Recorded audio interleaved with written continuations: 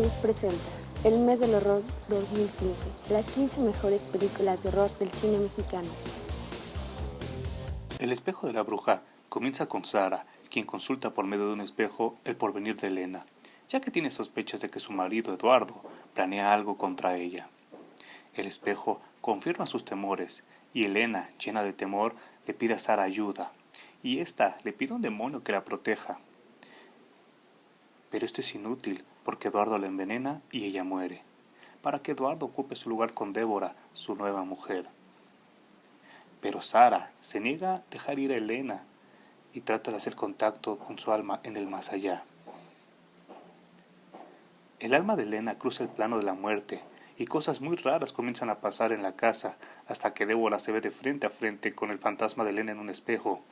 Eduardo entra y también lo ve y arroja hacia el espejo una lámpara de petróleo, pero el espejo se estrella y el petróleo se esparce, provocando que Débora sea inmolada en vida. Esto causa que Eduardo se obsesione con reconstruir sus facciones y su cuerpo por medio de la piel y las extremidades de muchas chicas secuestradas y matadas por él. Al ser Débora una pianista genial, Eduardo busca a una mujer que también toque el piano para reemplazar sus manos, y la consigue, para mutilar sus manos e implantárselas a Débora. Pero las manos son poseídas por el fantasma de Elena, y sin darse cuenta Eduardo las coloca a Débora.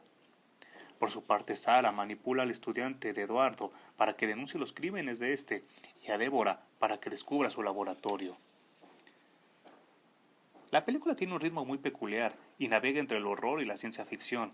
Las actuaciones exageradas, la iluminación espectral y la dirección de cámaras le da una sensación de una pesadilla, ya que la consistencia del guión es nula y el abrupto final es, como dije antes, despertar de un raro y atemorizante sueño.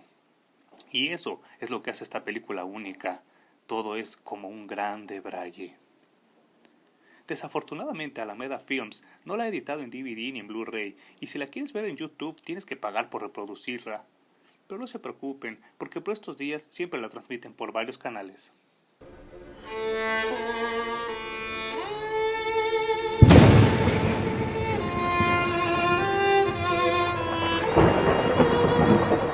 El mes del horror 2015.